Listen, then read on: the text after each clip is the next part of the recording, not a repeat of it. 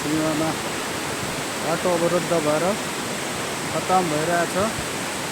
बाटो छेकेर चाहिँ अब दसैँमा बिजोग छ घर जानेलाई, घर बजारदेखि घर आउनेहरूलाई बिजोग भइरहेछ।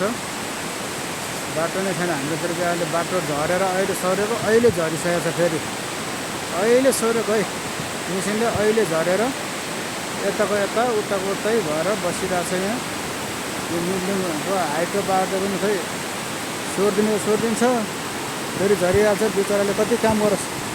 ओ मिसिन तल छ राखिराखेको मिसिन चाहिँ अब देख्न सक्नुहुन्छ मजाले कस्तो छ भन्ने अवस्था यहाँको। साथीहरू पुरा ढुङ्गा हाल्दैछ, बाटो बनाउनु खोज्दैछ तर सकिँदैन अहिले बनाएर। म चाहिँ यहीँबाट फर्किने भएँ है उकालो। भिड पहरा